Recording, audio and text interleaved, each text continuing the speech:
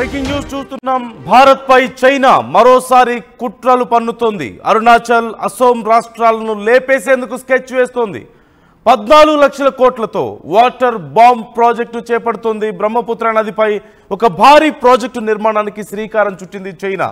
Project నిర్మాణాన్ని Bharat, Bangladesh వ్యతిరేకిస్తున్నాయి. Project నిర్మాణం పూర్తయితే అరుణాచల్ ప్రదేశ్, అసోం, బంగ్లాదేశ్కు నీటి కష్టాలు తప్పవు అంటూ అభిప్రాయపడుతున్నాయి.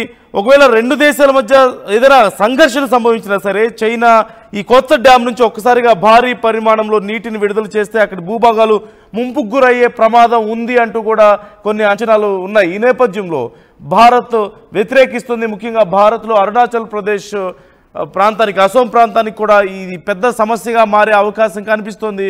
మరోవైపు భారత్ అభ్యంతరాలు వ్యక్తం చేస్తున్నా సరే చైనా మాత్రం ఖచ్చితంగా మేము నిర్మించి తీరుతామంటున్నారు.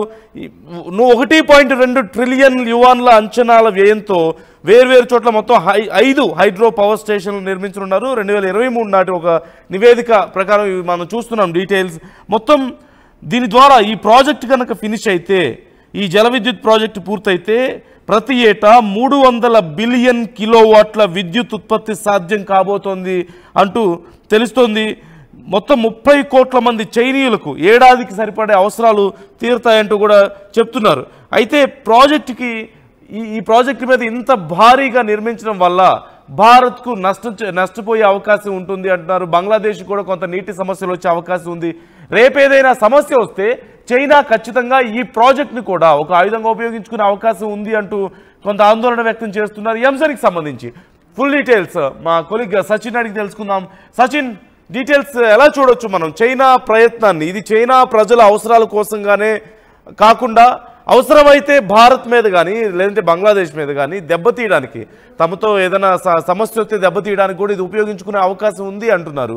సో అసలు ఈ ప్రాజెక్టు ప్రభావం ఎలా ఉండబోతుంది, చైనాకి ఎలా ఉపయోగపడబోతుంది, భారత్ కానీ ఇతర దేశాలకు ఎలా నష్టపరిచే అవకాశం ఉంది, ఎలా చూడొచ్చు అంటారు ఈ ప్లాన్ని?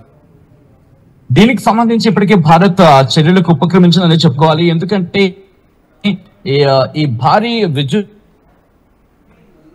ప్రాజెక్ట్ అంశానికి సంబంధించి హిమంత బిశ్వ శర్మ గత కొద్ది రోజుల క్రితం ఆయన కూడా మాట్లాడారు.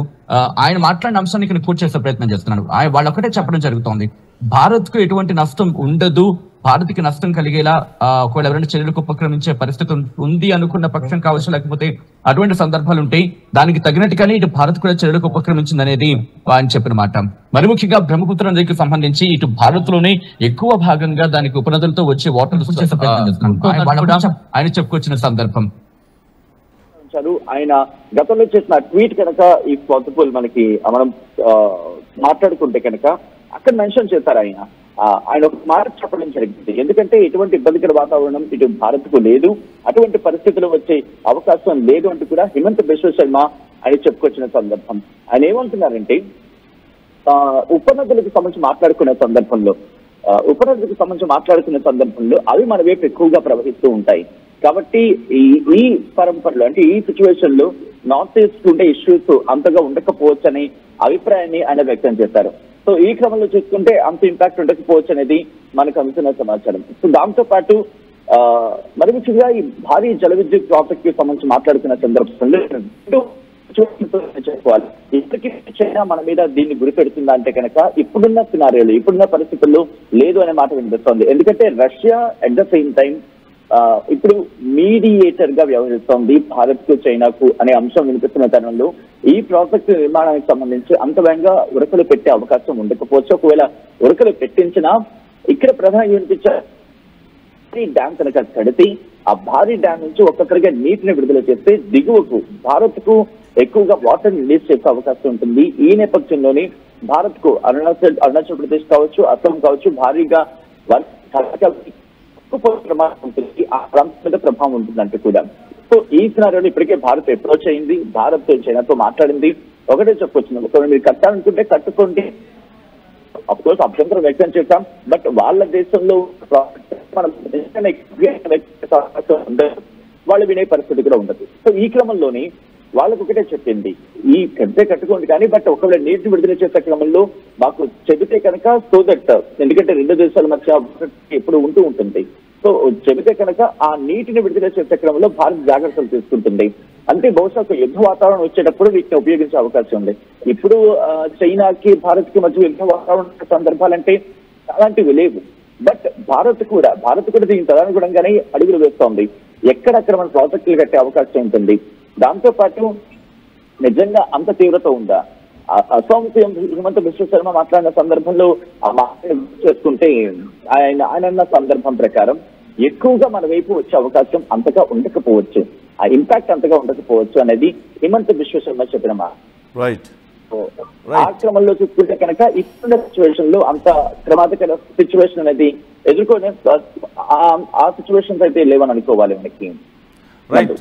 Thank you Sachin. మొత్తం మీద ఈ ప్రాజెక్టుకు సంబంధించి ఇప్పటికిప్పుడు సమస్య ఉండే అవకాశం లేకపోవచ్చు అనే అభిప్రాయాలు వ్యక్తమవుతున్నాయి. భారత్ ఈ విషయంలో పెద్దగా భయపడుతున్నట్లేదు.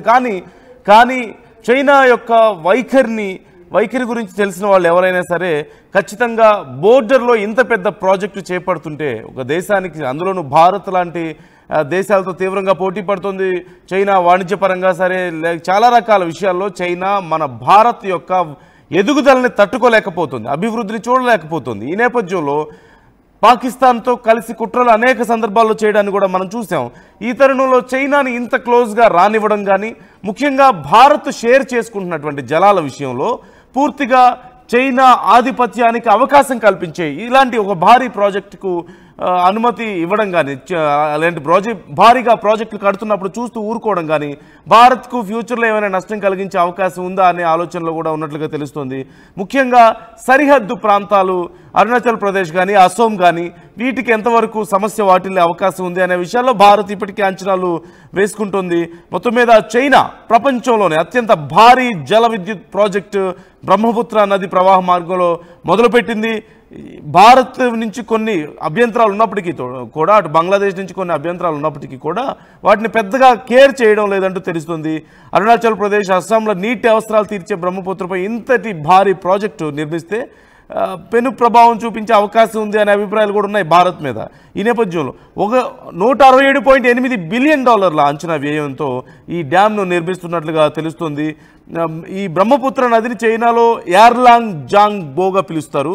నింగ్చి నగరంలో శనివారం చైనా ప్రధాని లీ కియాంగ్ భూమి పూజ చేసి ఈ నిర్మాణ పనులను మొదలుపెట్టినట్లుగా చైనా ఒక అధికారిక మీడియా ప్రకటనలో దీనికి సంబంధించి డీటెయిల్స్ చెప్పింది.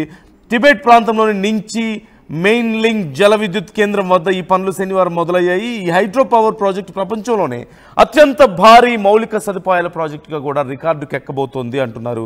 ప్రాజెక్టులో 1.2 ట్రిలియన్ యువాన్ల అంచనా వ్యయంతో వేర్వేరు చోట్ల మొత్తం 5 హైడ్రో పవర్ స్టేషన్లు నిర్మించబోతున్నారు. మెయిన్గా చైనీయుల యొక్క ప్రధాన ఉద్దేశం హైడ్రో పవర్ని డెవలప్ చేయడంగా తెలుస్తుంది. 2023 నాటి ఒక నివేదిక ప్రకారం చూస్తే 300 బిలియన్ కిలోవాట్ల విద్యుత్ ఉత్పత్తి దీని నుంచి చేయొచ్చని, ఇది 30 కోట్ల మంది చైనీయుల ఏడాది అవసరాలకు సరిపోతుంది దీని ద్వారా జనరేట్ అయ్యేటువంటి పవర్ అంటూ తెలుస్తుంది. ప్రాజెక్టు నుంచి ఉత్పత్తి అయ్యే విద్యుత్తును అధిక శాతం విదేశాలకు సరఫరా చేయడం ద్వారా వ్యాపారం చేయాలని కూడా చైనా భావిస్తున్నట్లుగా సమాచారం. ఒకవేళ ఏదైనా భారత్ చైనా మధ్య లేదంటే బంగ్లాదేశ్తో అటు ఏదైనా సమస్యలు వస్తే చైనా ఈ ప్రాజెక్ట్ని ఏమైనా అనుకూలంగా వాడుకుంటుందా, ఈ ప్రాజెక్ట్ని కూడా ఒక వెపన్గా వాడుకుంటుందా అనే అనుమానాలు కూడా లేకపోలేదు. ఒకసారిగా భారీగా నీటిని విడుదల చేయడం వల్ల, అలా స్టోర్ చేసి ఆ కైనెటిక్ ఎనర్జీ వల్ల, ఆ ఫ్లో వల్ల పెద్ద ఎత్తున నష్టపోయే అవకాశాలు ఉంటాయి ఆ బోర్డర్లో ఉన్నటువంటి ఇతర దేశాలకు సంబంధించిన ప్రాంతాలు అనే అభిప్రాయాలు ఉన్నాయి. అలాగే రేపు ఏదైనా వాటర్ విషయంలో రెస్ట్రిక్షన్స్ పెట్టినా కూడా ఆశ్చర్యపోవాల్సిన అవసరం లేదు ఆ బోర్డర్ ప్లేసెస్కి చైనా అంటూ కూడా కొన్ని అభిప్రాయాలు వ్యక్తమవుతున్నాయి. ఏది ఏమైనప్పటికీ చైనా మొదలుపెట్టిన ఈ భారీ ప్రాజెక్టు ఇప్పుడు చర్చనీయాంశంగా మారింది. ప్రపంచంలోనే అతి పెద్ద ప్రాజెక్టుగా దీనికి పేరు వచ్చింది. ఈ అంశానికి సంబంధించి మీరు కూడా మీ అభిప్రాయం తెలియజేయండి. చైనా ప్రాజెక్టు భారత్కి నష్టమా కాదా? మీరు కూడా మీ అభిప్రాయాలని